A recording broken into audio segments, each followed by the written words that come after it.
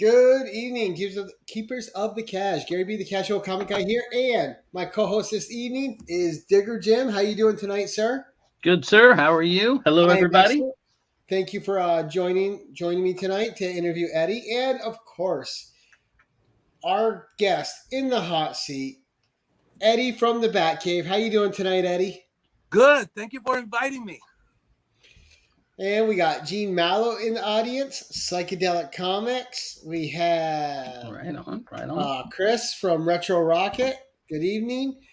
So we're getting a few people filtering in. Now, Eddie, what I like to do when these shows start is usually the people in the audience and in the chat are people that know the guest. But we want to get you familiar to people who don't know you, and that's the people who catch us on the rewind. So before we get going with the questions, give us a little bit like who is Eddie and what your channel's about. The 2-minute synopsis. All right. Well, what is Eddie? Eddie Nieves. The Batcave, the Eddie from the Batcave. What I do is I collect my books, right? I buy books weekly, and I'll talk about it to let the viewers know if the book is worth picking up or not, right? And then there's no books to talk about. I try to bring some older books that I have, and I'll show them off. Another thing is, if there's a movie coming out and everybody's so hyped up on the character, I try to educate the younger readers or the younger viewers where the characters come from originally, like Right. Vision, for example. I got an old story from Vision created by, I think, Stan Lee, and how he was just I don't know, some ghost comes up, take care of evil, then he disappears in the puff of smoke. So I try to educate people like that. There you go. You got a new sub already, Eddie. Jerry the Jitterbug just subbed you up. All right. So what I try to educate, and I try to keep it within the 5 to 7 minute time frame. That way, I don't want to waste people's time and stuff like that. And then if I feel desperate, I bring in my grandkids just for the cuteness factor. There you go. Now, would you say you're primarily a silver or bronze age collector, or are you still heavy into moderns? I'm more, if I can, silver to bronze. Right. During the years that I grew up with, like in the 70s and stuff like that. So Right. Now, do you read current work though? So, yeah. I Yeah. show them off like on my weekly videos. Right. What did and that's why I asked that, is because I mean some of the Batman titles were hit or miss for me, and that's why So I guess you're giving your opinion, is what you're saying? Yeah, I give my opinion. Like I was doing Action Comics for a little bit until Romina Jr. stepped in. Yeah, I had to stop. And that's okay. I mean, there's a lot of Marvel people that say the same thing, like, that Nick Spencer run of Spider-Man just was so bad, and they had to stop. They couldn't do it. Yeah, I mean, Romina Jr. had his time. Like, he's doing Spider-Man right now, so I picked up on Spider-Man again, and it's like hit or miss, like you were saying. Right. He does Spider-Man good for a certain story, but then there's other times where it was like, what the hell am I looking at? Sure. And I try to tell the readers that, I said, yeah, the artwork's gonna be tough, but if you go beyond that, you might like it. So would you consider yourself? It's like, for me, when I was young and collecting, for me it was about the art, but for my brother it was about the story. And so do you consider the story more important or the art more important, or you think they both have an equal foothold? The art. Okay. That's what caught my eye. Like Romina Sr., Neil Adams, Apparel is the other one. I think I'm saying his last name incorrectly. Apparel. Yeah, those guys, that what caught my eye. And so you're looking at that, and even Kirby. I was pretty interested in Kirby at that time. Sure. Then past that, then you get into the story. Like with the Romita run, an Amazing Spider-Man was awesome. Right. Kind of corny sometimes, for today's level, like the Spidey buggy going up the building. But it was good to me as a kid. Like, wow, you want that buggy? Right. And but I guess that's what I'm getting at. So like today, as I got older, I realized that I do want to still have a good story, but the art will always be primary for me. You know, George Perez being one of my favorite artists. Oh yeah.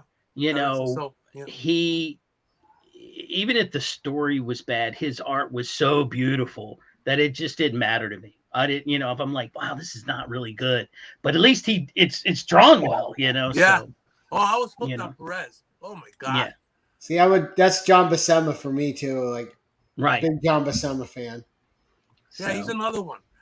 Now, Eddie, Psychedelic Comics had a question that says, appears Eddie is a fellow fan of the 60s Adam West Batman, as he is. And he says it's still his favorite Batman, the best Batman to him. What are your thoughts on the 66 Adam West Batman? I loved it. I'm a geek. I watch it. So I got, you know what's sad is that my 3-year-old Logan, he now my granddaughter's doing it. They come into the house, they ask Echo, please play Batman. So the theme is da da da da da da da. And it's good for a while, but it's like a constant repeat, like a loop. Right. So he watches it with me when he's, you know, to calm him down, we watch Batman. So and it's the 66 version. I think he saw the whole season one time without me. wow. Wow. Oh, Gotta get him hooked. I would consider the best Batman now that, you know, you grow older. But at that time, growing up, wow, he was better than the 1940 versions of Batman with the costume all sewn up. Right, and he had the gun and the black and white. Yeah. Oh yeah, he had the bat chopper and everything. Come on, they hooked him Dark up. repellent. Yeah, I mean, and I you got know. that CD. 66 Batmobile is the best. Yeah. Yes. As you can see. Jason? Oh, excuse me, Batgirl. And Psychedelic says his Catwoman was his favorite of the show. Oh well, yeah. Oh yeah. Which one though? Which one though? Yeah, I was just that- going to ask that. There was 3 different Catwomans. Which Catwoman was your favorite? Psychedelic? It was at least 3, right? I mean, Yeah, it it was 3. Yeah. Julie Newmar, Eartha Kitt, right? I was gonna say Julie Newmar. I didn't remember the third one. I knew Eartha Kitt and Julie Newmar. I couldn't remember the third one. Yeah, that one only appeared in that 2-hour movie that they made for the big screen. So absolutely, I don't know. That's a good question. But now, how excited were you in 1989 when Tim Burton's Batman came out? Oh, with Michael Keaton? Yeah. Let me tell you. I was pumped. My wife looked at me like, oh my God, grow up, you know? And I'm like, honey, you don't understand. This is awesome. I had my reservations about Michael Keaton in the beginning. I was psyched for him. Oh, wow. All of a sudden, when I watched him in the movie, he's like one of the best Batman ever. Yeah. Well, he was good because he could play a good Bruce Wayne and a good Batman. Yes. And, you know, we've had some iterations where people can't play both. Mm-mm. They're good at one or good at the other, but they're not good at both parts. That's right. I think, right. Who's that actor? Val Kilmer. Val Kilmer. Ugh. He did Bruce Wayne okay. He did a terrible Batman. But I liked him as Bruce Wayne. But, yeah. Ugh, that one was bad. I mean, Christian Bale, I think, makes a better Batman than he does a Bruce Wayne. Oh, I don't know. Oh. I don't know. No, I mean, Bat voice, I get a lot of hate for it. I do not like the Bale Batman movies. Really? Every time he talks in his Bat voice, it takes me. I need a Bat cough drop. Anybody got a Bat cough? It's so forced, and the way he forces his lips, like it doesn't look like Batman doesn't look intimidating when he looks like he's getting ready to suck on a lollipop. Yeah. he said something that he couldn't find his voice to do it. Well, he thought he should be tough. Movies. That's the problem. He thought he needed to have that voice to carry the fear of Batman, and I think somebody probably sold him a, you know, bad bill of goods on that because you didn't see. I mean, did Affleck do it that way? I don't know. No, Affleck. I thought Batfleck was a great Batman and Bruce Wayne. I thought Ben Affleck was good as both. Yeah, and people didn't. I agree with you. And people were like, I don't understand why. But the costume was great. But the acting on Affleck was great on Batman and Bruce Wayne. And I was really excited with that. People just like to hate on Ben Affleck for whatever reason. Like he No, did something to them personally. I thought he yeah. was a great Batman. I thought he I did think they it. were just mad at what he did to the Elektra chick there. That's probably what Daredevil. Yeah. Oh, Jennifer Garner. Yeah. Jennifer Garner. Yeah, I think he. Yeah, but so then there's George Clooney. Which way did you go with him? I don't want to talk about Yeah, George. that was so bad of a show. You don't even want to bring it up, right? I mean, yeah, that was horrible. It was so bad he had forgot about it till you brought it up. Yeah, my bad. I did. I forgot about it. My 12-year-old, my grandson, he says he likes that movie.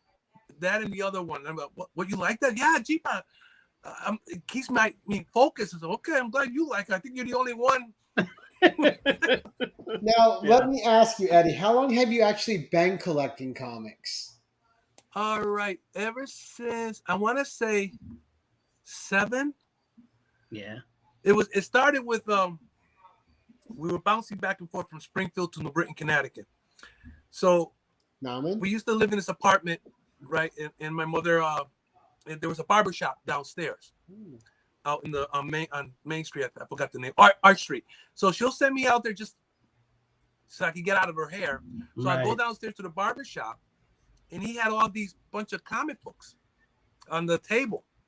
So I go in there, I start reading, and I think the first one, if I remember, was Kazar. Wow. There you go. And we're talking like early Lord of the 70s. Savage Land, that first run, right? Yeah, probably. Yeah. So I read it, but he wouldn't let me keep it because he needed for his customers to read the comic books. So every day, since I couldn't go out and play, I just go downstairs and read a book. Sure. And then when my mother go to the pharmacy, she'll buy me a book here and there, Superman. A lot of them I lost growing up and moving back and forth.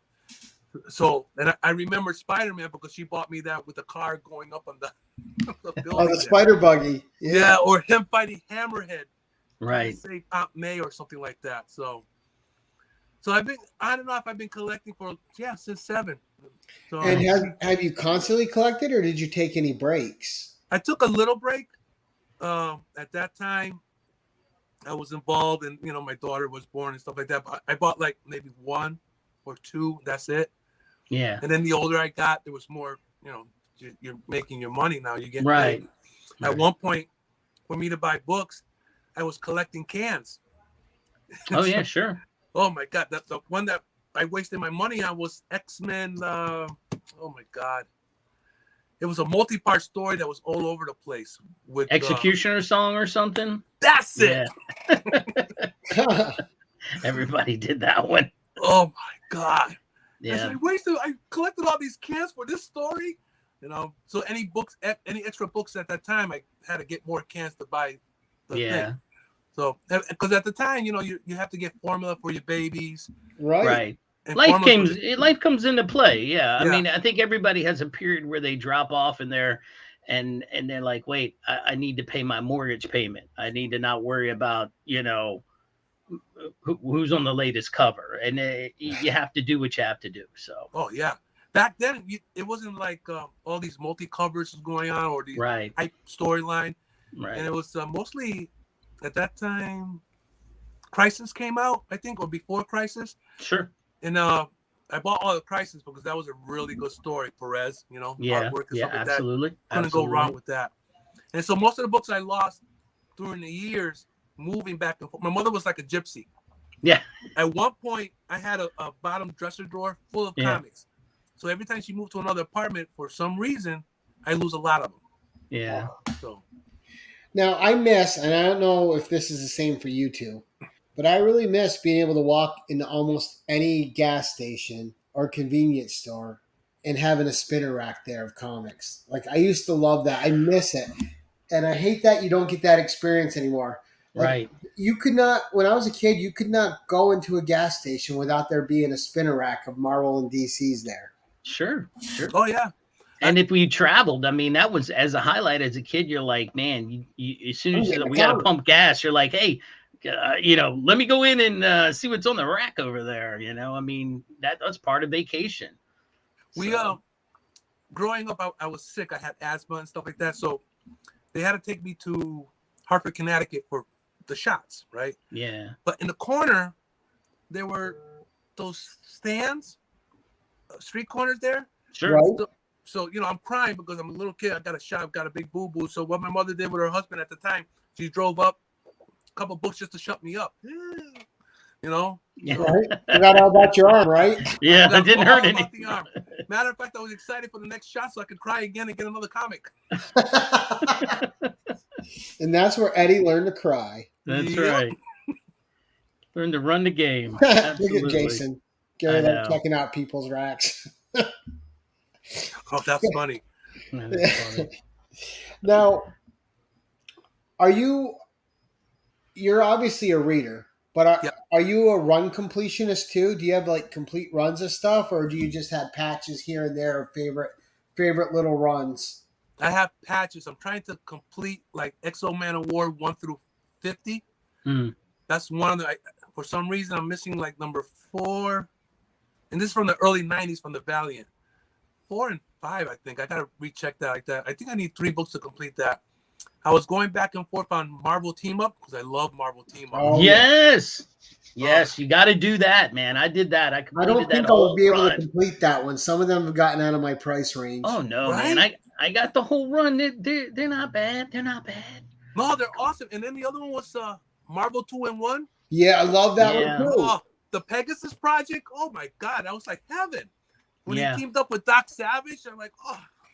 So I'm still looking for that. So some of them I used to have. I would have completed the run, but again, I was going to say, as soon as you said Valiant, I knew Jason was going to like you. He's a big Valiant guy too. Exo Man of War.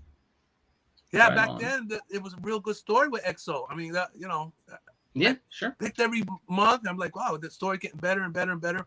After issue 50 with Bart Spears, I think it was, and the other writers just started going. Then I stopped. I just wanted to get the first 50. But that's my goal, to try to get Marvel Team Up, Marvel 2-in-1. The other goal was Captain America 200 and below. I know number 1 is going to be way out. Yeah. But at least I get the 200, 1 to 200 and stuff like that. And Fantastic Four. That's another baby of mine. Oh. Now, you're known primarily as a DC guy, but you do like a lot of Marvel as well, obviously. Yes. Marvel's. I have like Captain America now. It's sketchy. Yeah. I don't know if they know what they're doing with Captain America because he's like they said, a man out of time. And I don't know if the writers do anything with Cap correctly. Now, Jason's asking, what about a Batman run? Now, I'm sure you have a few runs of Batman. Like, first, before we get into Jason's question, with Batman being your favorite hero, right? What connected you to Batman to make him be one of your favorites? Oh. And what are a few of your favorite runs and storylines in Batman throughout the years? Oh, here we go. Oh, yeah. Nice. Oh, beautiful cover. And God bless my mother. God rest her soul. She bought that for me. We moved to another apartment. She gave me $1. Go across the street and get that Batman book. Okay. And I lost it and I found it again. And then, I bought that. So with the Neil Adams, that's when I got hooked. Yeah. Then throughout at that time when you're little, when you're young, you don't really take the concept of the storyline. Right. You just like, oh my God, he beat the Joker again. Yay, who else is going to be? Now, as we grow older, they're putting more thought in the storyline. Right. So it's like now you got to figure out the clues and this like that. It's not like before. Good guy beat the bad guys, save the world. But I kind of miss the single issue format at times too, where you can just pick up and get one complete story in an issue. I miss that. Like you're never going to see that again, I think. I mean, you'll get that occasional one shot and maybe a 3 where it's 1, 2, and 3 issue, right. 1, 2, 3, 4 at best. And then other than that, it's going to be, hey, if you want to see what happened, cross over into this 8 other books that you don't care about at all. Right. The drawing sucks. And the story is horrible, but it's going to cross in with the main, that's what I was telling you before we got on. I decided I was going to start reading Batman and I picked, you know, I wanted somebody other than the Joker, Right. and they said, "Oh, we're going to do the Scarecrow." So I followed the entire Scarecrow run. This last one they did, and I thought, man, I got to go into a lot of books that I really don't want to get. Right. But Yeah, I did I got it that, because bro. I had to hear what happened to the story. So was that the book that got you hooked on Batman? That big one there? I showed you. Yeah. Yeah. Wow. Then the other books followed after that. The single issues and stuff. But that was the main one. Now, did And you then read World's Finest and Brave and the Bold as well? Oh yeah, yeah. I had the thick one of the World's Finest, the 50-cent thick ones that they used to sell. Yeah. I had a whole bunch of those. That was heaven. 50 cents, you get a whole bunch of stories in that. So. Now let's talk behind you too, Eddie. Not only do you collect comics, but you dabble in toys a little too, right? Yeah, my honey. I don't know if she's watching. If she is, hi, hon. Listen, I can't buy no more toys. I got a lot of action figures in the Batcave that she redid, and she does a beautiful job. This back here, she did all that. Oh, she set it up for you? Oh my God, she did a wonderful job. It looks fantastic. Yeah, she did a beautiful job on it. And then and I don't blame her. If I leave my books all over the place, she gets a little fussy. Yeah. And said, "Oh, after you read the story, can you take this and put it underneath the table?" I said, "Honey, but I'm still reading." She made me this, so now I keep my mouth shut. Yes, dear. Yeah. Nice. You got your own little spot there. Oh, she gave me this, my whole Batcave in there, which I'm gonna do a video later on to show everybody the new improved Batcave / Bat Lounge. She put a freaking rocking chair in there, so now I can go like this and read. There you go. And the toys are there too with all my books and stuff like that. So yeah, I do collect the toys. Action figures I stopped collecting because there is too much.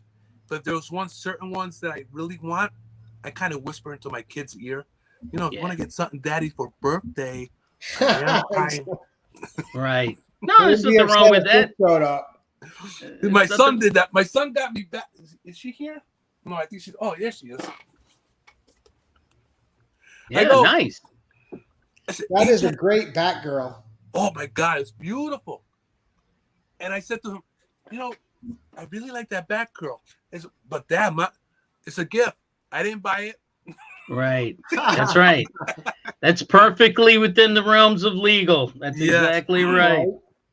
I got so crazy on it used to work Hasbro. Now it's part of one day. Hasbro used to have the rights for DC action figures. Sure. Back then. So they used to have a toy store where they were selling all their action figures for $250. So back then, I called up the lady, listen, I need this and this and this. And they already knew me by name, Eddie. You want all the villains? Yeah, $250 a pop. So I used to walk home with these bags of toys when they came in. I miss those days. Man. Wow, nice. See, I miss Toys R Us. Yeah. Not even if I didn't buy anything, I just used to love going there with my kid and him and I just walking around talking about what's in the store. Sure. They're coming back, I heard. I think they're going to come back as a pop-up. I think you're going to see them in like Macy's. I worked at the imagine, when people find out you work at the warehouse. I worked at the warehouse for 13 years and be like, Lo, listen, this toy is coming out, bro. Can you get it for me before it gets on the truck? I'm like, no, that's called stealing. Yeah, and we don't get fired for it. We don't sell it out of the warehouse, bro. We have a store. You got to go to the store. But they always would ask, yo, can you get me this? And this lightsaber's coming out, or this Batman or something, so I had that, the psychedelic, the Batman Mega one. I didn't get the Batcave set though. The Mego, yeah, sure. Did you get yourself a red bat phone? No, I was hunting down that. They're pretty pricey, so I was trying to get like one of those cheap push button ones in a dome and paint it. To pretend it's the hot, the red phone. I want succeeded. I want the head flips back and you can hit the button. Yeah, I want the Shakespeare bust. Right. That would be pretty cool. Oh, I would love that. Yeah, I bet you that's even more. I bet you that's even more expensive. Oh my gosh, I can't imagine what that cost. Now, Even a replica, I'd be happy with a little button there. Sure, sure. now, did you see the new the 1966 Batman set that's out? There's a new figure set. It's big. It's like this. It's the Batcave, the Batmobile. Um, it's got like 8 different figures in it. Of course, Batman, Robin. It's Yeah. I got. don't remember seeing that. It just came out like last month. It's okay. My comic shop has 2 of them. It's like an $80 playset. It is incredible. All Batman 66. Wow. How tall are the action figures? 8 inch or? Yeah, they're about a little taller than a pen. Oh, okay. Yeah. So probably like a 6 or 8 inch figure. But all right, that's and cool. the details are great and they look amazing. That 66 Batmobile included in it looks incredible. But it's and Psychedelic says he believes that 1970 set had the bat pole. Yes, it did. Yeah. Did. I remember In the 70s, you had the bat pole. In the 2000s or whatever, you had the bat wing. Oh my God, that story, that's never going to go away. No. Hey, you know what? It accomplished what DC wanted. It got people interested in Batman again. Yeah, it did. Big old format. Now you have to buy a bag to put it in there. Right? I mean, you can always play the card that you overextended yourself and reissue it as long as you're selling issues, you know. Yeah. Now, what do you think about the current state of Batman? Have you been reading that, and are you enjoying the stories, or do you have a favorite modern writer of Batman? Well, right now, Chip Zdarsky. Yeah. He's pretty good. I'm reading. He's pretty good at everything. He's easy. Yeah, I was enjoying him on Daredevil. Yeah. The new one that came out, and this one, Batman the Knight. Right. Is there like the retelling of the origin, how he got where he's going to be in the future? Yeah. And I wasn't going to buy it because it's another retelling of the origin. But I went to a store and they were selling it for $2. Mm-hmm. And I'm like, oh, $2.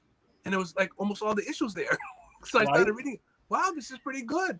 So I told my local LCS, put me down for the rest of them. I think the last 3. Yeah. Or now it's the last 2, and so I can finish the story. Hello, all. Hey, Eddie, the main event guy. Yeah, Bane. Well, I read the first issue of the Zdarsky run, and I'm liking it so far. I want to see where it goes. I also picked this up, and I'm curious. Did you read this? This is like where Ram V is doing a deep dive into Batman's psyche. I have the book. I haven't read into I'm like 2 weeks behind on the books on Detective. Yeah, he's saying don't spoil it on him, Jim. Oh no, I'm not. But I'm just like, I don't normally, when the girl at the LCS said you should read this, and I'm like, we're gonna do another deep dive. He's Batman. How deep are we gonna go? I mean, for crying out loud. I feel like that's been done before, but I picked it up because what bothers me because it's like we know his psyche, what's going on with him. Sure. Like with Detective, it's like just come up with another story, and I'll still buy it because it's Detective and Batman.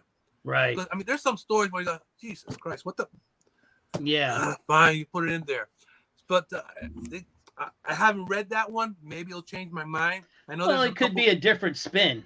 Yeah. I mean, Ron V's pretty good at writing. I mean, so we'll see. But I'm with you. I'm liking the Zdarsky run. I'm digging that right now. And I just put Batman on my pull just for it to see how this was gonna go. I never had it on my pull as a regular. Oh, really? Yeah. So I wanted to see how this is gonna go because he did. I never read the Daredevil run. And people are like, "Oh, you missed out," and I'm like, "Yeah, I guess I did." So let me see how he does with Batman. Yeah, was he fighting? He's fighting Failsafe. Yeah, Failsafe. All these multi covers. Well, he's getting his ass kicked by Failsafe right now. Oh my God! I didn't want to say it, but yeah. Now, what do you think about so in the 90s, right, it was all about foil covers, die cut covers, prismatic covers. You had all those gimmick covers, plus multiple printings of everything. You saw books getting like hundreds of thousands of prints and just insane amount of copies out there. And now it's not so much about the foil covers, although there's plenty of those still these days. Yep. It's not Sure. so much about the die cut or prismatic, even though we see them here or there. It's all about the variants. Every comic shop on the internet has a variant. Almost every shop that has brick and mortar store has their own variant. And just the variants alone that just the publisher themselves put out. Those, like if it's a Dynamite book, they already have 17 of their own variants, plus whoever's doing a variant because they sell off the variant rights cheap for someone to make a cover. But do you think the variant market and everyone having their own exclusive is helping or hurting the market? I want to say hurting the market because some of the variants they show off a nice artwork, beautiful artwork, and it's up to the reader to decide to buy. Do they do too many? Yes. Like when they released Spider-Man, the issue 900, I think it was, and I have that one. I got the regular cover, but they multiple covers, and it's not worth that $10 to buy a multiple cover on a variant. Right. I think that's sad. You know, they shouldn't be doing that on those books, and that little part may hurt the people. They say, you know, I wanted that book, and then if you don't know what the cover looks like and you're doing a pre-order, they don't release the covers until almost after you've done the order. Right. And then you're going like this. I want to get that, and maybe the store orders it, but you order that, and I only order so many for this group of people, so I can't give you that. You know what I mean? Right. And it hurts more the store than it does the company themselves. Yeah, I can't. Here's the thing. I'm a variant. I go for, like, if there's a cover A and a cover V and a variant, 9 times out of 10 I'm getting the variant. Like, you know, I don't even know. Ready? Yeah, right? but that's art to me. So I mean, this is art all day long, you know, and that's a variant. You know, this is the variant cover of the last Deathstroke. And I just liked it better than cover A. I don't know. Sometimes now I the can see variants two covers, and Jim, you know me, I fall in the rabbit hole. Sure. I buy tons of variant covers. I mean, it's on my stuff. Yeah. Yeah. But I'd be happy if they only had 2 covers of every book, you know? Sure. And that's the main question. I think we all agree, because that's what we grew up with. I mean, you didn't get 60 different covers. No, you didn't even get 2 different covers. You didn't get you had the one cover, right? I mean, they, you know, and we were talking, my brother and I were talking about that, how they knock these out, and how do you make a living as a cover artist? I mean, don't you think I mean, you must be doing dozens of books to be able to make a living doing that. Yeah. And then they charge $1 extra for a cardstock cover and stuff like that. Yeah. Well, you see artists like Perillo, Carla Cohen, Jen Bartel, Jenny Frison. Yeah. You see all them doing covers for a bunch of independents every month, plus Marvel, plus DC.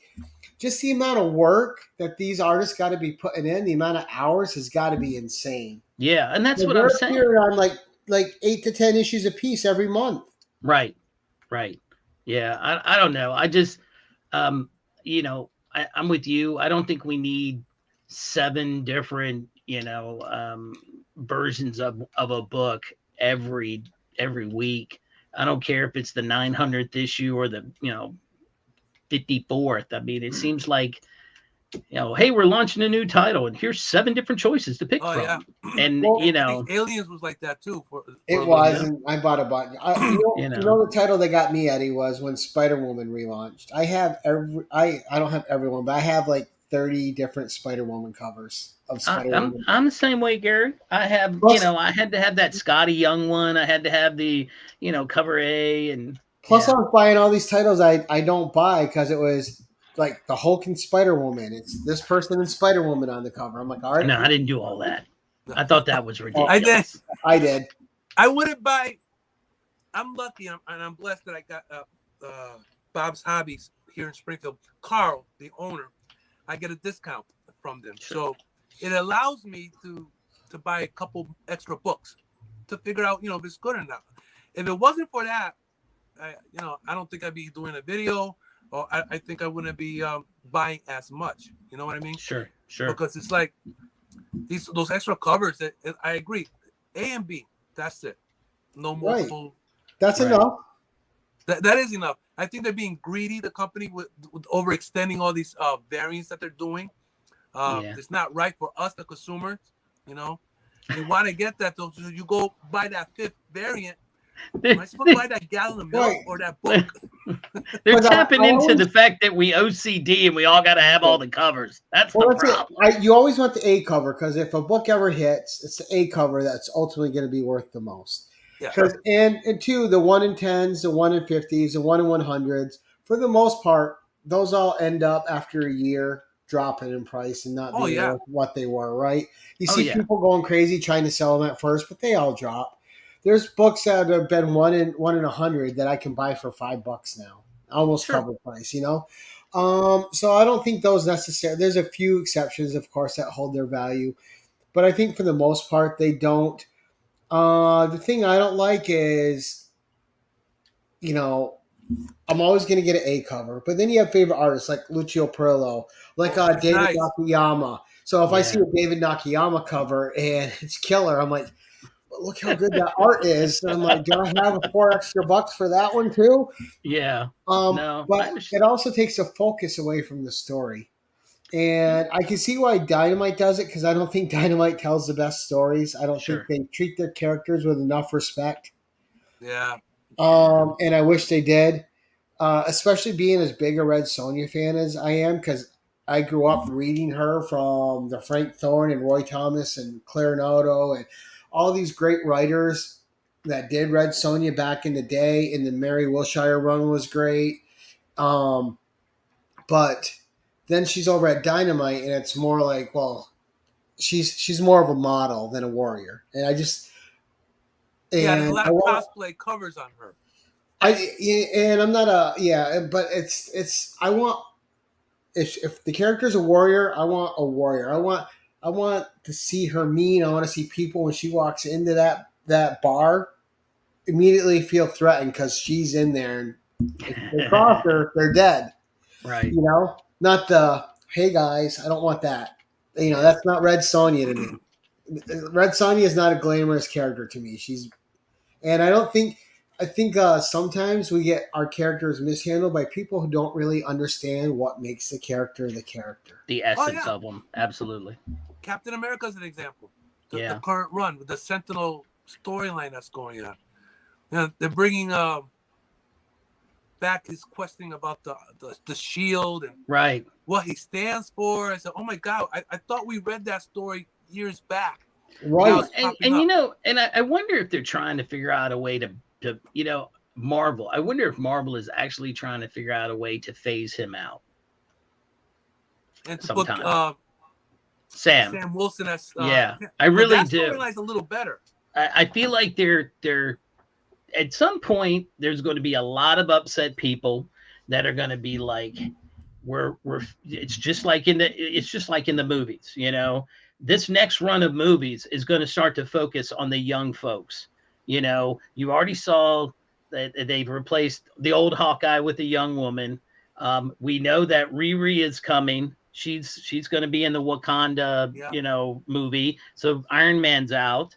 I feel like, and Falcon and Winter Soldier did their thing. So I feel like sometimes Marvel says, you know what, we're just going to start to phase out and go to the next generation. It's going to happen eventually. Well, and you have to do that with the movies. Well, and I think that's what's going to end up happening. They're going to slowly do it and get it to a point where people are going to be like, they're never going to forget Captain America. He is the original Avenger. He is the man, but he may not have a book forever. Right. And I think that could very well happen. And it could happen with Iron Man. It just depends. You know, Well, it's like in no cycle. If they go out for a while, they always come back. right, right, Yeah, very true. you won't see them like they did Fantastic Four. They stopped selling the books. They stopped the story, and you didn't see them for what, almost 2-3 years. Yeah, Yeah. because they wanted to get the rights back from So Fox. That's why Fox, they Fox, stopped. Sony, yes. yeah, something like And that. then Yeah. they just bought Fox and took care of that problem. They buying everybody. That's the thing. Now, Crazy. are you also a consumer of the movies and the TV shows? Like, do you watch the DC shows like Titans and Doom Patrol? Do you watch the Marvel shows on Disney? Do you like all that as well? Yes, I watched. Titans was pretty good. I thought Titan was great. Yeah, it was. The live action, the costume was almost on point, man. I was like, Yeah, man, I liked pumped. all 3 seasons of Titans. Yeah, I think this last one was really good with with Jason in it and him really. I mean, he just took out what's his name? Drawing a blank now. Yeah, me too. Because Hawk. You know. Oh yeah, that was messed up. Yeah, but you know what? That they needed that. They needed something like that in that show. So yeah, I really like those. I like that show, but I think they handcuffed themselves with Superboy. I love the actor who plays him. I think he plays a great Superboy. He's got a great presence. Yeah. But any season could be over in one episode if they just cut Superboy loose. So they always have to find a way, a MacGuffin that keeps holds him him in the background and do check. power. Yeah, but I think they're using his inexperience just to put him in check. Right. If he could have took out Scarecrow and Jason Todd in seconds, Oh, and yeah. that Yeah. season would have Within been seconds. over.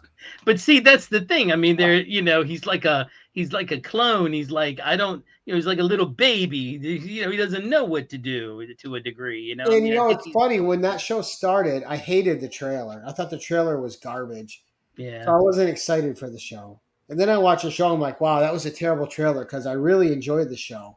Oh yeah. And I didn't like Starfire in the trailer at all. I watched the show. I love the actress that plays Starfire. I think she's fantastic. Yeah. And Main Event asked a good question. Did Beast Boy turn anything other than a tiger? He did. He did. Bats. He turned into bat. Yeah. A bat. Yeah, absolutely. And that was a cool little scene too. Yeah. Yeah, absolutely. Now, do you watch any of the animation? The animation I have, yeah. My favorite animation cartoon from DC was Under the Red Hood. Okay. Sure. I must have watched that like 4 or 5 times. I mean, it is really intense. It and is. you know what I like about it? My youngest daughter, she's about 27 now. When the book first came out, I was reading bits and pieces of the book, and she was asking me all these questions, and she got involved. And I'm like, whoo, another kid. But you know, life goes on, and they do their own thing. But they'll watch it with me. I think they watched almost every animated movie with me. So Under the Red Hood was like it's my favorite one out of all the animation movies that I watched. And the other one was oh my god, it was one that threw me for a loop. The Quarter Owls one? It's Not the Quarter it has Owls. something to do with Superman, I think. Oh, Public Enemies? No, Public Enemy was like kind of funny, corny. That was good. Yeah. It was a recent All-Star one. Superman? Oh, what was that again? All-Star Superman or Red Sun? Red Sun was good. I think it was that one. But there was something where he started killing people because the Injustice. The Joker. Yeah, Injustice. Yeah. Injustice, yeah. Yeah. Yeah, they turned up the animation is turned up next level. Injustice, the whole thing with Dark Side and the super parademons, and it's just I like the Constantine one, and I like the Justice League Dark one was good too. Yeah, the Justice League Dark was really good. Yeah, I like that one as well. Now you're leading me into another question I always like to ask, Eddie. Because you're a man of age like me and Jim here, right? And we grew up with Saturday morning cartoons. That was our event, right? Yeah. So what superhero cartoons was little Eddie sitting in front of the TV and not missing every week. With my bowl of Fruity Pebbles, Absolutely. or a Pop-Tart. Yeah, and there were multiple because I would not leave the TV until like 12 o'clock. Yeah, sure. It was Super Friends. Absolutely, 100%. The Batman, with the samurai. Oh, no, who did you? And then the guy will grow big. Right. Yeah, Apache Chief. Yes. Chief, that's what I'm thinking of. Yeah. Chief. Samurai was the guy that did like the Red Tornado. Yeah. The Batman something hour with Batmite was in it. And Zorro and Tarzan. And with Lone Ranger Adventure Hour. Yeah, Lone Ranger Adventure Hour. Yeah, I remember that. And what I liked about those at that time, besides Schoolhouse Rock, was they give you a lesson of the story at the end of each of the cartoons. Sure. Like with Tarzan, something was going on with the elephants. Were trying to do illegal hunting. He solved the problem. He's at the end with I forgot Bantu, whatever his name was, and he tells about how humans had to respect life. And same thing with Lone Ranger and the Zorro, because it was like, this is what happened when you do things that you're not supposed to. And another favorite of mine was Shazam. Oh yeah. When Captain Marvel will come out at the end of the story. Didn't you just want to be on that bus or whatever it is, ride around with that dude? Yeah. Can I just hang out in the bus with you? With Come on, you know? But that's when you had ISIS too. You had ISIS. Yeah. And then you had the Bigfoot and the Kid and Bigfoot and Wild Boy. Yeah. Yes, I always forget the Wild Boy name. And Johnny Quest was my other one. Johnny Quest was incredible, and I've always loved Scooby Doo. Even to this day, I love Scooby Doo. Well, yeah, because he teams up with Batman. It's on some of them, you know. That's why I love Scooby Doo. Now, did you know when you on the comic books, they'll tell you the new Saturday scheduled events for September, and they it was show always you a 2-page spread. Yeah, I missed that. I'm not leaving the house. Right, then you're trying to figure out which ones you're going to watch. Who are at what time? Yeah, I'm not going to watch Monchi Cheese because Spider-Man and His Amazing Friends are on at the same time. Exactly. I don't need that stuff. I need the important stuff. Yeah. And well, did you know? This is just a stupid little thing. So, because I was a big fan of the Rima the Jungle Girl, that little 7-issue run that DC Comics had based on the book. But she was actually in 2 episodes of the Super Friends as well. Really? Now I'm gonna have to go look. I didn't know that. YouTube it, you'll see him. And I'm like, wow, Rima, as small a little run as she had, those 7 issues. Wow. And she made 2 episodes of the Super Friends. Nice. I liked it when Green Lantern came up. Yeah. The Hal Jordan. I was like, oh, he's a special guest star today. They've had everybody. They had Plastic Man, where he had to like put his hand through the thing. The Plastic Man cartoon was so funny. I loved it watching it. They've had everybody. Yeah, Galaxy Trio, Space Ghost. You know, Thundar the Barbarian. That was like an 11:30. Thundar is one of my all-time favorites. Yeah. And Nancy Reagan killed that with every cartoon's got to have a message, so they just stopped making it. And that cartoon was at the top. People were loving Thundar. I have it here, so that's one of the things I bought. Thundar the Barbarian, the whole series. The whole series. You watched the Herculoids. That's the same thing with Johnny Quest. I got the whole first season. I was going to show it off, and I don't know where it is because my wife redecorated everything, so it's somewhere around the house. So. Yeah. Maybe she's watching it right now. Oh, I don't think so. I used to love Johnny, and I loved the animation on it. It had a grittiness to it, which no doubt. The grittiness to that cartoon was great. It gave it a more adult feel. When you're a kid, you're watching it, you feel like you're watching something you're not supposed to. Right? Yeah. Yeah, and the music in it, there was no words. It was like dun, you know, you're just like, hey, it got you hyped up. Yeah, it got you so pumped. And the worst part was where I lived. It came on like Sunday morning. And we get up and we get something to eat and watch it right before we had to go to church. So we're like pumped like this, going, you know, my mom's like, what's wrong with you? And then she realized we were watching it. She was like, "Yeah, I don't know if I want you watching this anymore. What is this?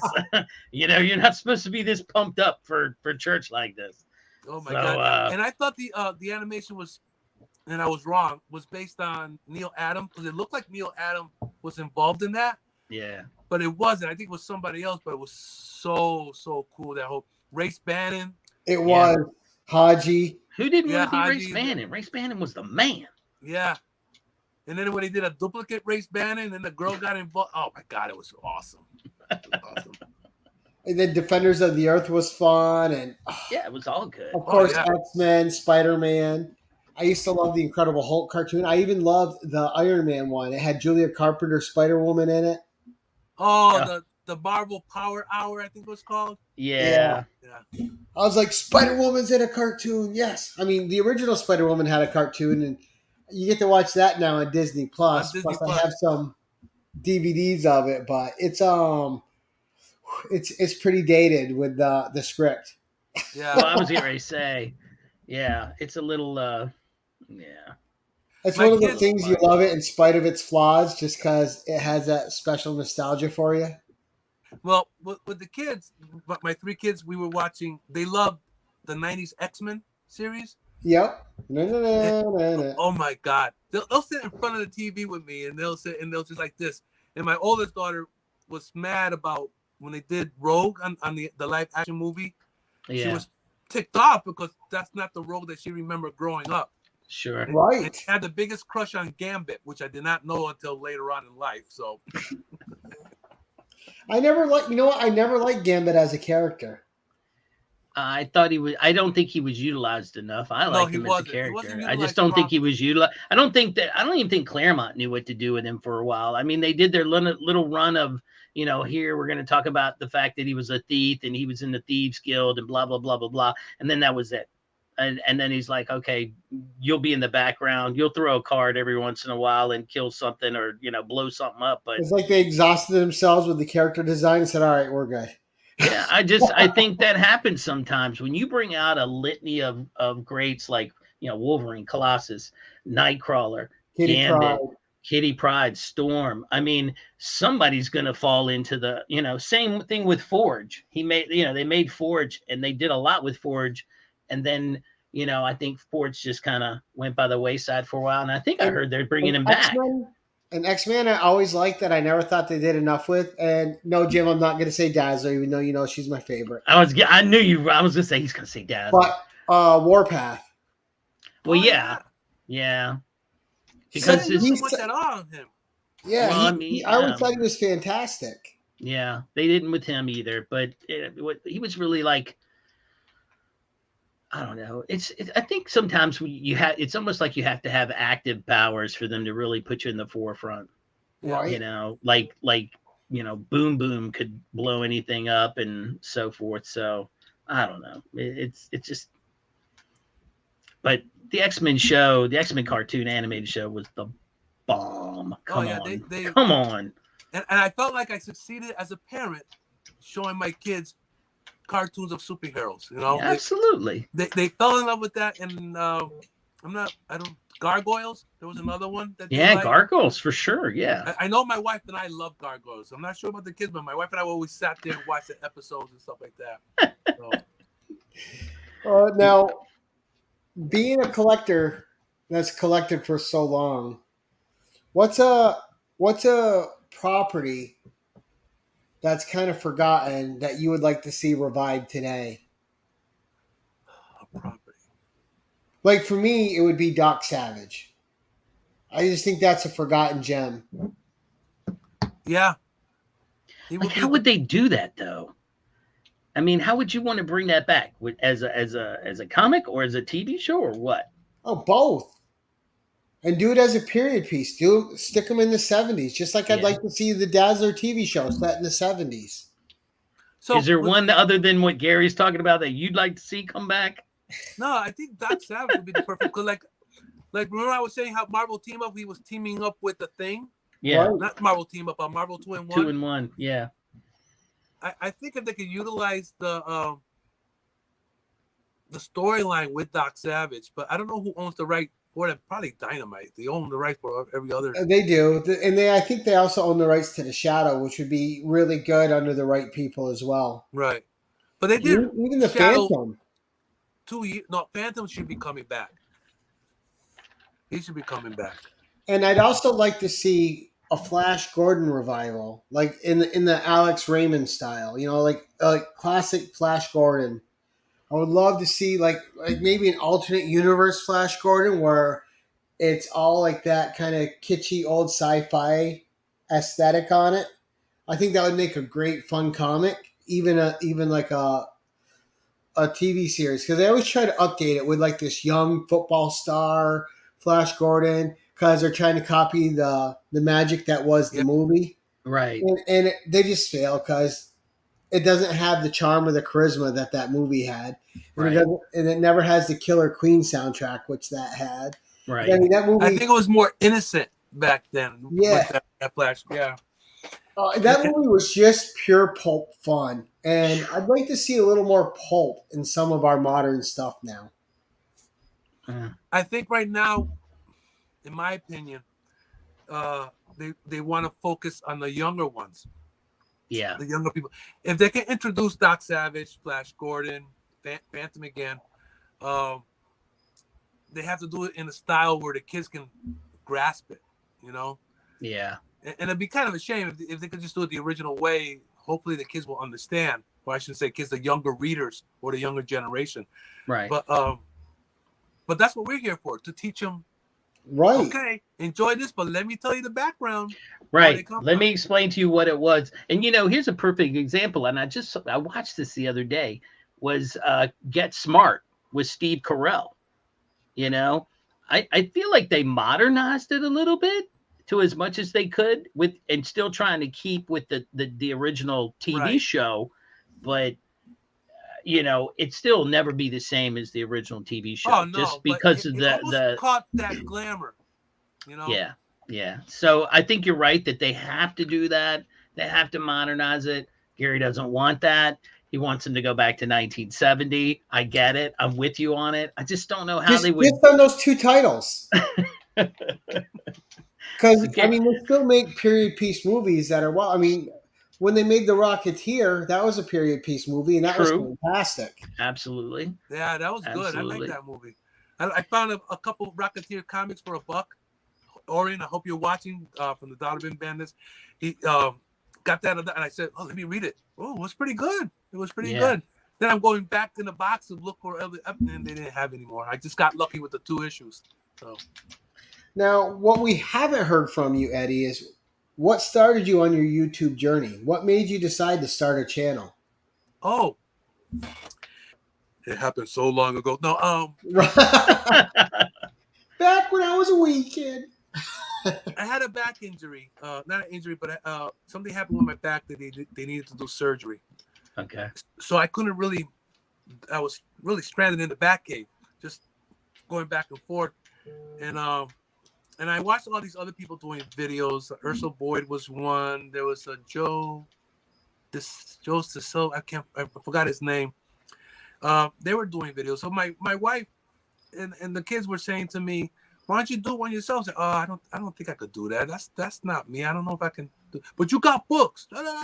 So my wife was more as pushes me to do it. So I gotta thank her for that. So that's how I started. I started with a little bit of books here and there because I didn't buy as many at the time. Sure. And then I started to get, and then you could tell from my first video to now, I was like I have a little studio in the back where I DJ. So the light was very little, so you couldn't see the whole thing. So after that, that's how I started. It just kept going and going. I was getting feedback from people, and I was like, "Wow, this is pretty good." So then I was getting advices from everybody else. But I really want to owe it to my wife and the kids, because don't do that. You got to do this. You got to do smile. So now I'm hooked. Yeah, absolutely. It's like a drug now. It's like every Wednesday, I got to do this, got to do that. If I don't have any books, I got to talk about it. So. Right, and this became like my zen doing YouTube. Right. I mean, not only have I got to meet great people like you, Jim, and just too many other people to count, right? But so you get to meet people that share the same hobby you have. You get to talk about that hobby. But especially during times like COVID, when all the states were restricting you being out, it Yeah. gave you an outlet. Or A otherwise, you're connection. just going to go stir crazy in your home. And So what I did on that, when there was no more comic books to be bought, when everything was shut down, I wanted to keep it normal for everybody out there.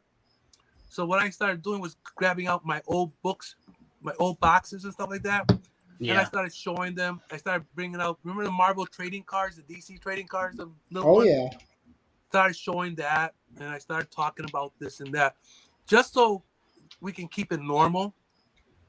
I felt like it was something that we had to do just to keep the crowd going, so they can have something to focus on instead of what was going Right. on out there. Yeah. We have to face reality, but I like to say we want to escape it at least for an hour. Give that people, let me just do my books for an hour, and let me just escape what's going on bad in the world today. Sure. Then when we finish doing what we're doing, our video, then we face the issues after yeah, that. But, yeah. The world's still there. yeah. Now, how long have you been doing YouTube, Eddie? 2, maybe 3 years. And has how you approach YouTube or how you view it, has it changed in that time since you first started? Yeah, because I started learning about the more of lighting, more stuff to display. I learned a lot from a lot of you guys. Then my subscription started increasing, and it's because of you, Gary. You don't want to believe it, but for some reason, Gary told me to do this, do that. So, who's Gary? Oh, that's Gary. And then I heard what you did for me, and I really appreciate that. So it started to get more. It changed a lot, and it got me thinking. Well, people don't want me to stay in one area, so I tried moving around. To do the video. And you can see that like in my early videos, I was in one little corner, then I was in another spot, then I was in the Batcave, then the Honey Bunny made me this, because when I was doing the video on the other side next to the TV, I kept laying my comic books everywhere, and she loves the basement clean. Right. She lost her temper, whining and crying to me about what I should be picking up my books. Then the next day I come down, she made this, and Right. It's like, you better stay here. And so, and I appreciate that, honey. I love you. If you're watching, I wouldn't have all this without you. So it is a fantastic background too. Right. Yeah, it's beautiful. Wait till when I start showing her what she did over there, made it pretty lights and everything. She made a nice romantic in the Batcave. I think I could have a glass of wine with her there, and just Oh, nice. that's how nice she put these little fancy lights on. But other than that, yeah, it improved. I met a lot of different people. You Mhm. included in you, sir. Thank you. When I started putting it on Facebook, usually I put my header on. There was a gentleman, Ken Nielsen, out in Glasgow, United Kingdom. He called me. He physically called me because he heard about my sister's passing last year. And this is a guy I don't really personally know, but because of the channels that were going back and forth, he called me and he offered his condolence. And I thought that was really nice. Yeah. And it made me feel good because I'm connecting with people and people are connecting with me. And it's a good feeling because I know a lot of, you had DJ Links on one time, right, Gary? Right. A couple times. Yeah, and I know him from, I think, way back, but we never really communicated. I watched the channel and I'll give my remarks. But it's like I met a lot of people, and I'm very appreciative with that. Nice. Yeah, absolutely. Now, do you do? Have you? I always ask people this because I'm always curious. Have you ever been to any cons? I did a live feed. Nice. Was the Springfield Comic Con for the first time ever, and I put it on the YouTube channel. My son-in-law, Benny from Curious Consumer, he diced it up for me because I don't know how to do the editing part. Sure. So I was out there filming a little bit, talking about the cosplay, first time ever in Springfield. So yeah, the last big one I went to was in New York City when I had hair. Now I don't have hair. Okay. I had So I had a little mustache. right. That was the Okay. big major one years ago. But Okay. So you had been to a con before, is what? oh yeah, that Yeah, the little ones that we have around the area. yeah, sure. Yeah. Now, oh, go ahead, Jim. No, I was just curious because you'd be surprised how many collectors have never been to a big con. I've I never mean, been to one. I mean, they all have small cons in the area, but like a New York, Baltimore is the big one for me. But you know what I mean? You have to live near that area, but Right. So. And I don't want to travel out to Boston because they're going to charge you a lot of money to go to parking because there's no parking in the streets out there doing the convention. Sure. Then you got to pay a big fee and do all this and that. And I did miss out meeting a lot of famous people. But at least with the Springfield Con, they brought in, he signed my book, Mike DeCaro, Jim Shooter. Sure. I was in heaven. I was like a little kid giggling. And you can see it on my video when I was showing the thing. So I like small local cons because you're supporting the vendors around here from other areas. Sure. And sometimes I'll do a shout out to vendors. If I went to a store like out in New Jersey, I'll mention their name out there. I say, hey, go to the store if you're in this area, blah, blah, blah. $1 books, $2 books, owner is nice, blah. And I have a habit of doing that. If I go to a store, I'll talk about the store, then out my merry way. Mm-hmm. And, you're speaking about the little mini cons that are in areas. Like we had the Empire Fest that got started here last year. It's already had 3 shows and it does very well. But, and I love telling this, and I've said it many times, but we had Jim Shooter last year. So I was volunteering, helping out my buddy Ken. So I got to walk Jim Shooter in. And like I always like to tell everybody, he's Chewbacca tall, but he was fun. He signed my first appearance of Dazzler and my Dazzler #1. So I have those I'm going to send in at some point. But it's fun sometimes to get to meet these guys. And I don't know if you're familiar with Keith Williams, but he was just up. Right. He did a lot of inks for Marvel. Plus, he did a lot of he's inks. A great artist, but he was inking on Web of Spider, just everything. Yeah. And Keith Williams, one of the kindest human beings you'll ever want to meet. And, has his wife next to him, also a very kind and nice person, and just all smiles, shaking hands, signing stuff, and just having a great time. And, like Keith Williams was like a highlight meet because, you meet all these people and sometimes you don't put the name, you don't remember it. Right. Like, and then all of a sudden you see, wow, they were almost every book I read. So this person was actually a big influence on me growing up because I read all their books. Right. Everything I was reading. Like for me, my favorite comic book writer of all time is Roy Thomas. So did he do he's the one who brought Conan to Marvel. I did Conan. But he also wrote the Avengers. He wrote Arak for DC. He wrote a bunch of most of the Secret Origins series he wrote for DC. He's written everything. He's still writing today. Oh, wow. That's good. But Roy Thomas was one of my favorite writers.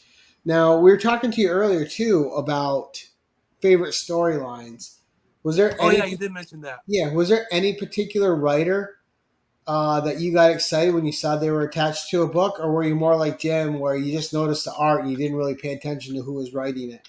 Back then, I didn't really pay attention. I was enjoying the story. There was one story that sticks out. It was called The Player from the Other Side. It was a Batman book, and it was so good that I bought like 2 of them. I gotta find where they are. It was Batman. You know how Batman grew up with and stuff like that. So it's the opposite of Batman. This guy's parents got killed by a cop. Yeah. So for stealing and stuff like that. So he was raised differently. Right. More of a villain. It was just the exact opposite of Batman. Wow. And I thought that was such a good story. I was like, and I don't remember the writer's name or the artwork, but I just remember the story because it was so good. The other one, Denny O'Neil. Probably. Maybe. The other one I remember was Spider-Man was the gang war with the Hobgoblin. Mm. very intense to me.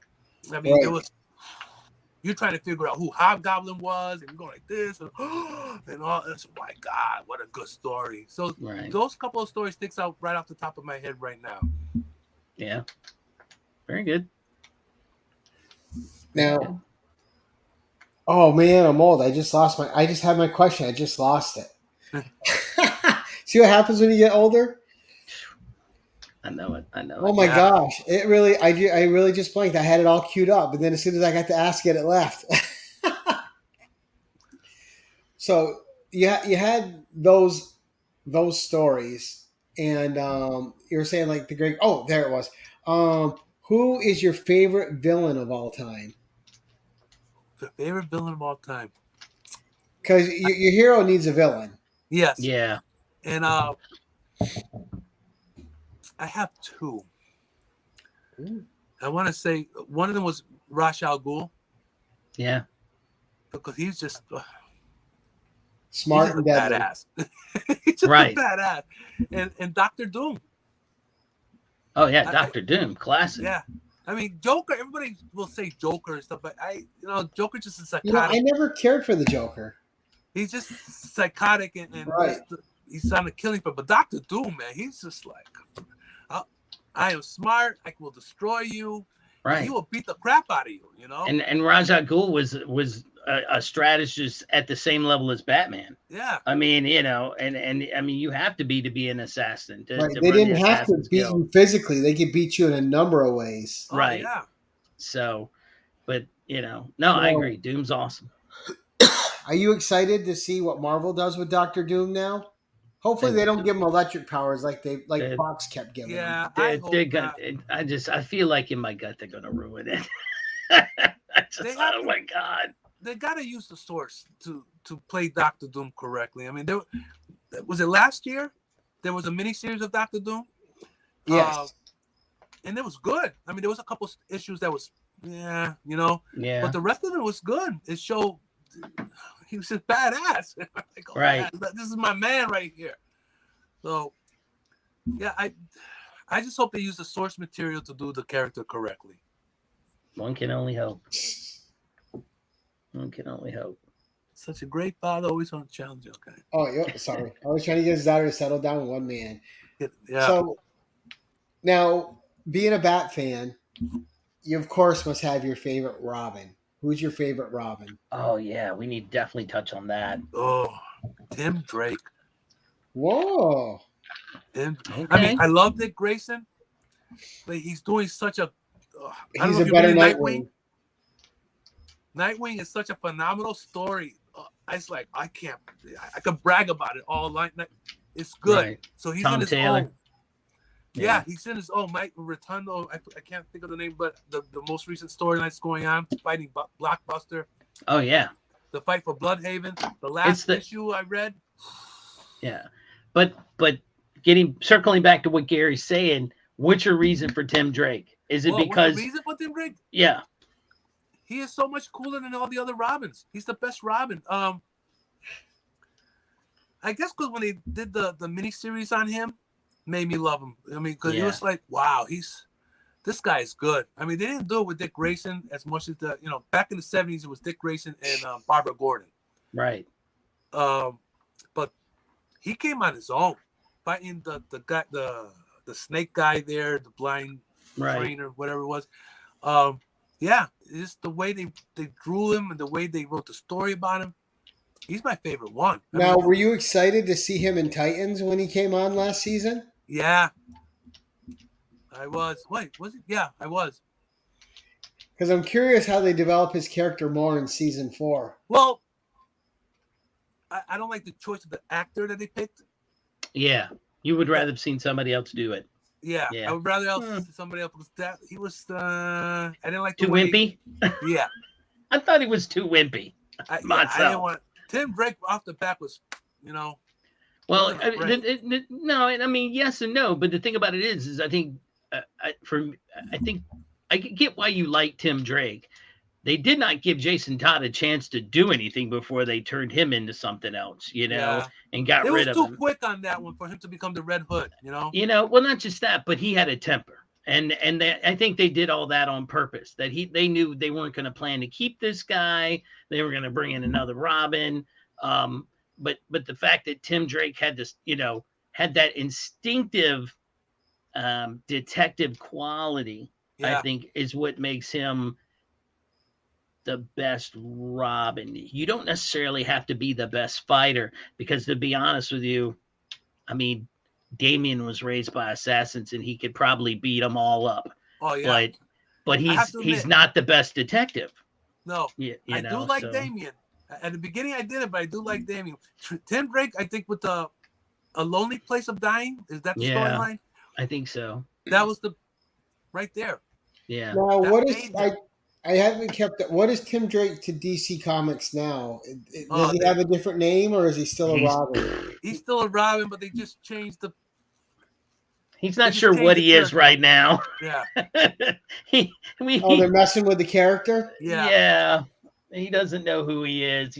He's finding himself right now. Let's put it that way. Does he have a hero name, or is he still a Robin? No, he's still a Robin, but he's just on a personal level. He's finding himself. So, gotcha. I don't know how to put it, but I don't.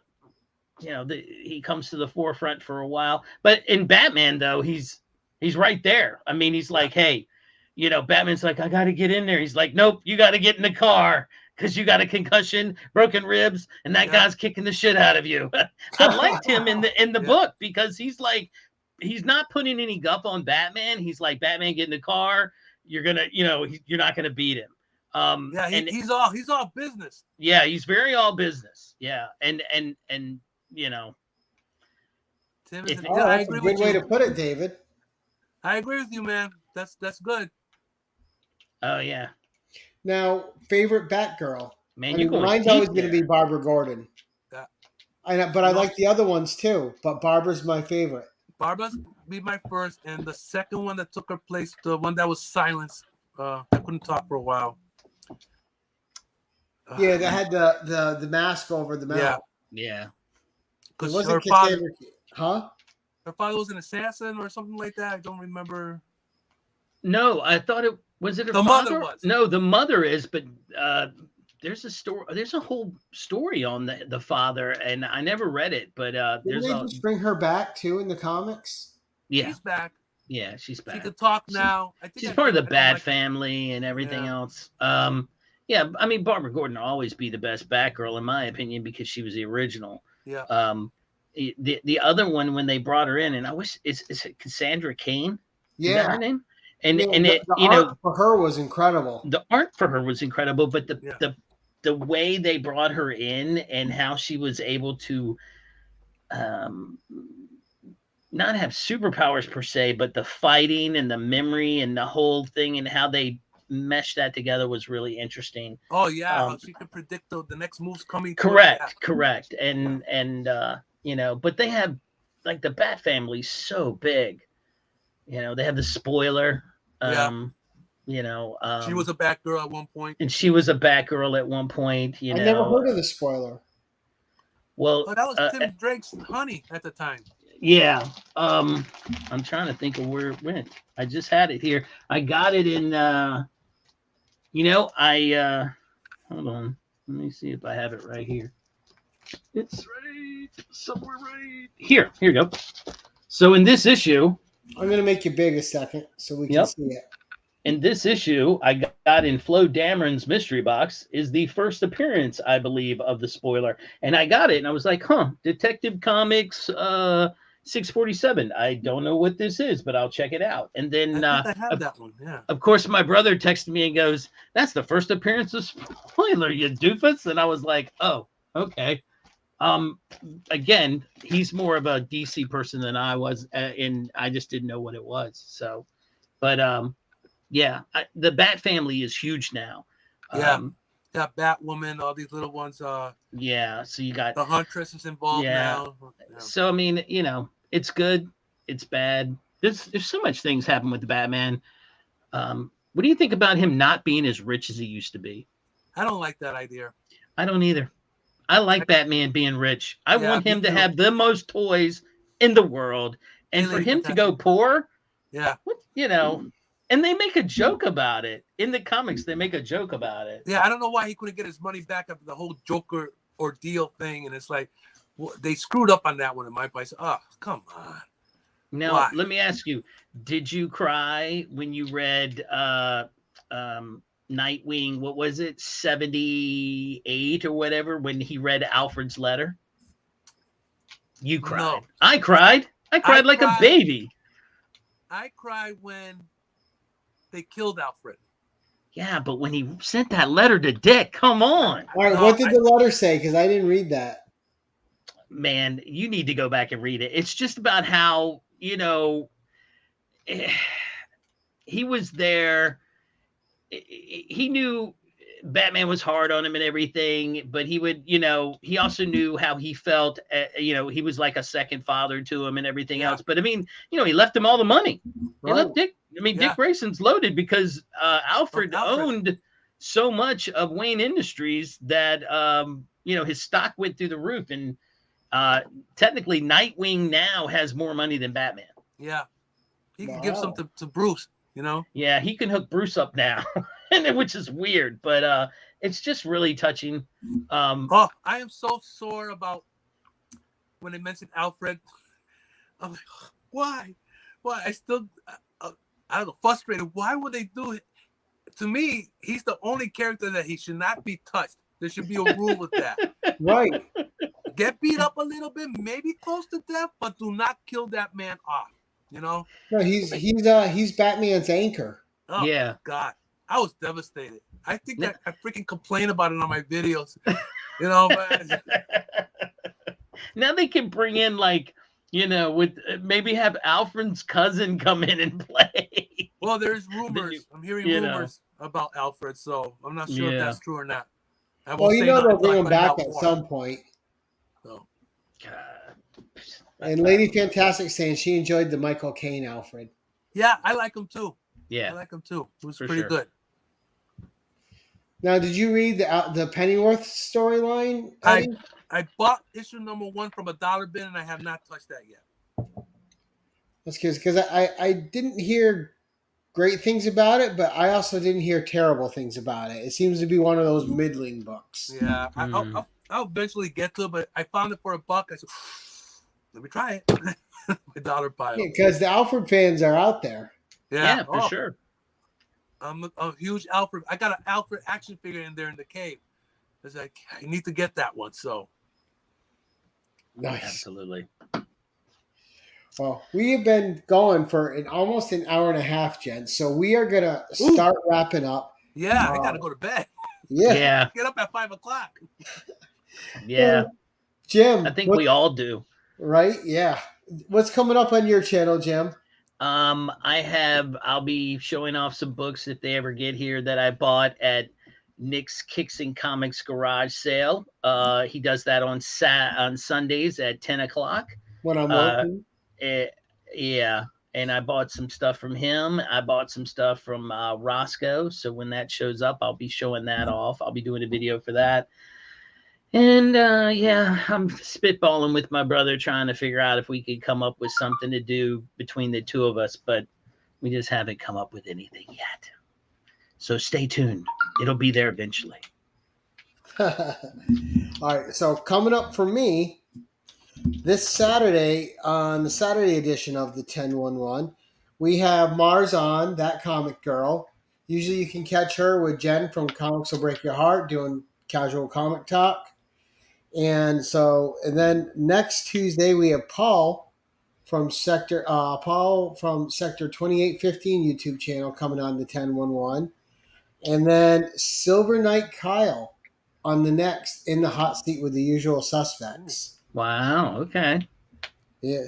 And then you guys will see Eddie again soon, because on the 30th, Eddie is on Tuesday night on the 1011, where he's going to bring 10 of his favorite books. 10 books that are favorites, and 11th with an extended story, and then a spec pick out of his collection. So stick around for more Eddie, because Eddie's coming up in a couple weeks' time on the 30th of August for the 1011. Right on. Yeah. So and you got my Savage Saturday review this Saturday too, where I always review a Savage book. For those that are interested, it's definitely a niche show. But Eddie, what's coming up for you, sir? The usual stuff. Any books I get for that's coming up, I just talk about it and then let the people know what to buy. If it's good, buy. If not, I wouldn't touch it. Right. So I don't do anything. I envy you guys for doing all this extra stuff like that. It's just like, wow. God bless you for finding all that time. It's just like, ooh, me, I'm busy doing this and that. I got gig coming up on the 27th, and so that's about it. But I am doing the reveal of the Batcave. I just gotta touch it up over there a little more, and you'll see it on my video. Nice. Oh, nice. All right, hopefully, my wife could be on the video with me if she's not camera shy. Nice. So the first reveal of your wife, huh? Yeah, if she wants to, because I don't know if she has to do her hair or something like that. Yeah. Just tell her to do it like yours. It'll take care of itself. Yeah, be nice and clean, Right? Easy peasy. Yeah. No shampoo. Very good. There you go. I want to thank everyone that turned up in the chat tonight to support the channel and to support Eddie. Thank you all who subbed Eddie. As usual, all his links are in the description below, so please support him. Please support my co-host, Jim, and if you haven't subbed him up, please go sub Jim up as well. I want to thank Jim for being my co-host this evening, sir. Always a pleasure to have you on. And I want to thank our guest, Eddie, for coming on the show. Eddie, I appreciate your time out of your life to come on and hang out on my little show. I really appreciate it, buddy. Thank you so much. Thank you for inviting me, for giving me this opportunity. Jim, it's a pleasure meeting you finally. Pleasure meeting you, sir. I had a great time. You guys are awesome. And the viewers out there, thank you for watching. I appreciate it. Please subscribe. If there's anything you want to talk about, you guys know where I'm at. I'm at the Batcave. Give me a holler. And you're seeing back in a couple weeks on the 10-1-1. Back in a couple weeks. There you go. And that's it. Until next time, guys, keep it casual. Stay tuned for a word from my sponsor, and then we are gone. Attention all, use channel sponsor Rogue Trader at theroguetraderutah.com and my code Keep It Casual for 10% off your comic cleaning and pressing needs. Remember, when submitting your books to be graded, use a trusted professional.